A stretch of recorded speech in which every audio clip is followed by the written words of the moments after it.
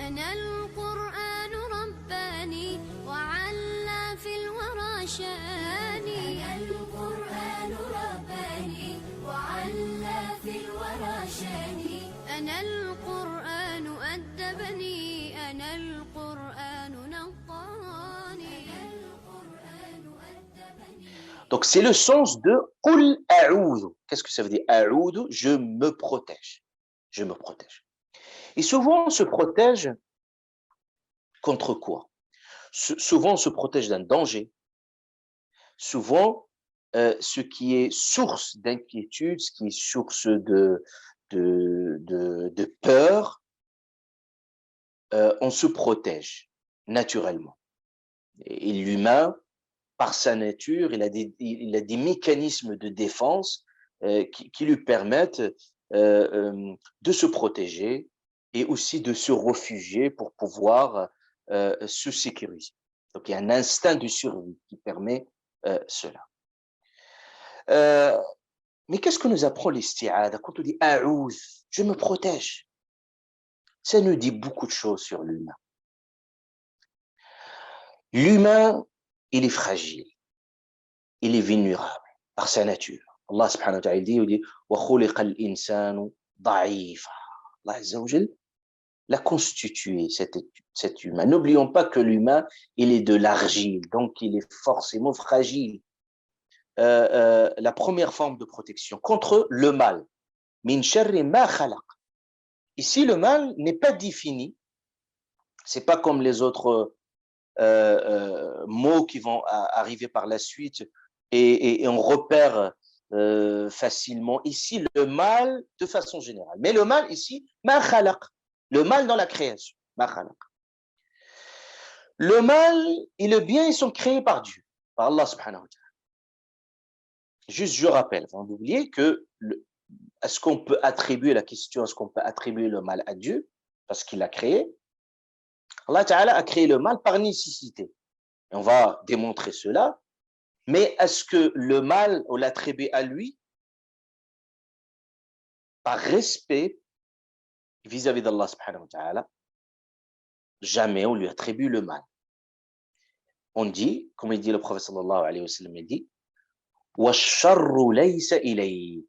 Et le mal ne s'attribue jamais à toi. Parce que le mal, en soi, renferme d'autres aspects, parce qu'on va voir que le mal, il est relatif, parce qu'un mal peut être perçu comme un mal, mais c'est un bien en soi. Peut-être vous détestez des choses qui sont bien pour vous. Peut-être dans l'apparence, c'est quelque chose qui vous paraît comme bien, alors qu'il est un mal en soi. Il y a des ennemis que vous ne connaissez pas, qui veulent du mal pour vous. Est-ce que vous pouvez recenser tous les ennemis autour de vous? Impossible. Il y a même des faux amis qui peuvent être des ennemis, sans que vous rendiez compte. Allah dit Allahu a'lamu bi a'da'ikum. Allah seul qui connaît vos propres ennemis. Ici, Allah subhanahu wa ta'ala, vous voyez, min sharri ma khalaq, c'est-à-dire tout le mal qu'il y a dans l'univers, si Allah ta'ala nous dévoile toutes les sources du mal autour de nous, vous allez vous rendre compte que vous soyez en vie est un miracle. Parce que Allah Ta'ala met tout sans que vous soyez conscient. Subhanahu wa ta'ala, il vous protège contre. Combien de maladies, combien des ennemis, combien de... C'est les anges qui vous protègent. On a des anges des anges qui nous protègent de tomber, qui nous protègent contre le mal. Donc dès qu'on sort, sachez une chose, dès qu'on sort de chez soi, on est confronté à tout type de danger et de menaces, soit pour soi-même, soit pour son entourage. Dès que vous prenez votre voiture, il y a un risque. La route est un risque. Vous allez au travail, est un risque. Chez soi, il y a un risque. Heureusement, l'être humain oublie. Heureusement, c'est pour ça les formes pathologiques des gens qui sont sensibles à ces dangers, c'est un vrai enfer psychologique.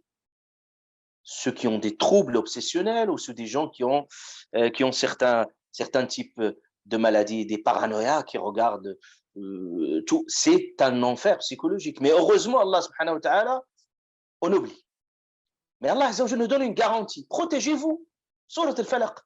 Si vous dites, قل أعوذ برب الفلق من شر ما خلق من شر ما خلق. Voilà, tout ce mal, Allah Ta'ala vous le garantit.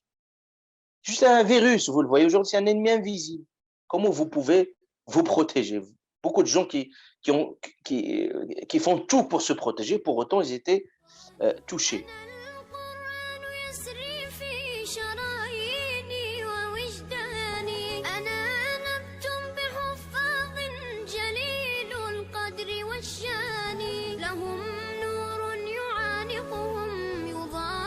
شمس أزماني